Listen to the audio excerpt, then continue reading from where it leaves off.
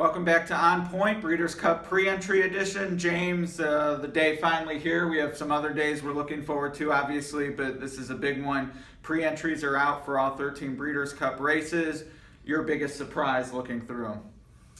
Well, I was surprised with that Monte Aliste, I guess the news that he was going to point for the turf instead of the mile. I know he's cross-entered to both, but that was a surprise to me. And I guess I can understand it considering how much work he's left himself to do in the latter stages of his last couple mile races, but still, thought that that was more of an optimal distance for him. Yeah, I mean, it seemed like that's what they were pointing to all year, and then all of a sudden, we'll give the turf a try.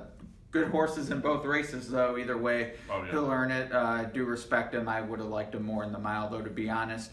For me, in terms of, it's not so much where horses pre-entered. The three biggest surprises to me, though, are Lady Shipman and Vijack being excluded.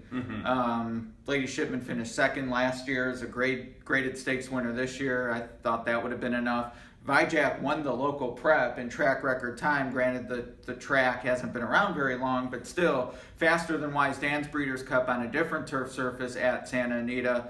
That kind of surprised me. And then lastly, and Breeders' Cup was kind enough to get back to me on Twitter, but Filly and Mare Sprint in the late pick 4 on Saturday, I don't get it. I mean, It's just not a sexy race, and it's produced champions, and it will again this year most likely. It's a full field. I'm looking forward to betting Wavell Avenue. I think she'll be a square price, but in terms of a championship Saturday, most important races, it just doesn't belong. Well, I don't know about that Wavell Avenue part.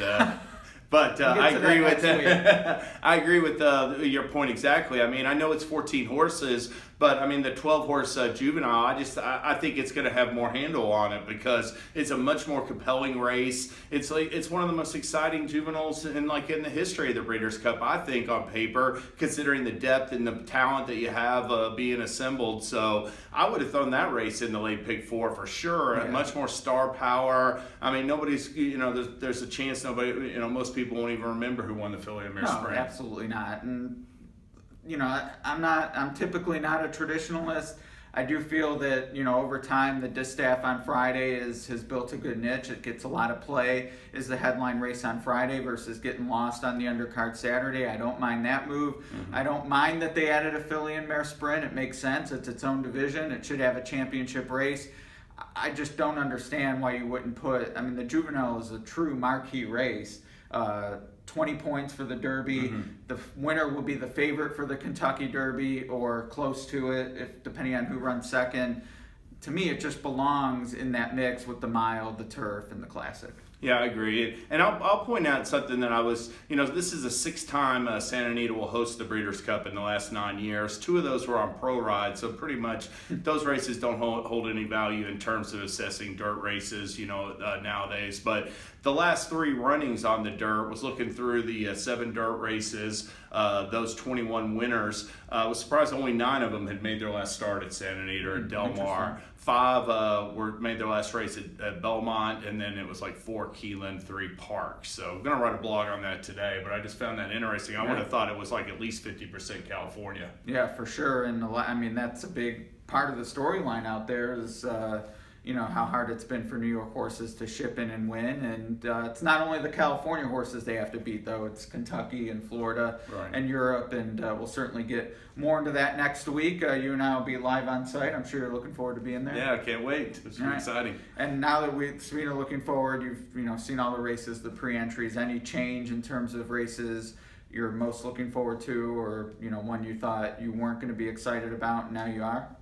Well, I'm just, I'll say that I was surprised the sprint only got 9. I had a little bit more of an excitement, a build up for that race. But, just looking through O'Brien's, the international roster looks so strong that I've got much more interest now in races like the turf, which, probably during the summer I would have thought would have been sort of a shorter field. But now it looks pretty compelling, even with the presence of Flincher in there.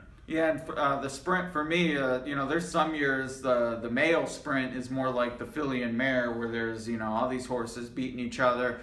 And this year there's some clear, horses, if they win the Twinspire sprint, they're going to be champion. Right, yeah. It's not like a default winner because he won the sprint. Yeah. And if it's a long shot, people are going to have some decisions to make between Lord Nelson, Masochistic, and AP Indian. To me, shorter field, but I mean the ones in there are definitely the top sprinters. Yeah, so it's shorter field, but definitely top heavy. I'll agree with that. Yep. All right. Well, we'll go through a lot of the other races next week. Again, we'll be live on site. We'll have some cool videos, social stuff. We'll throw some links in the comments below.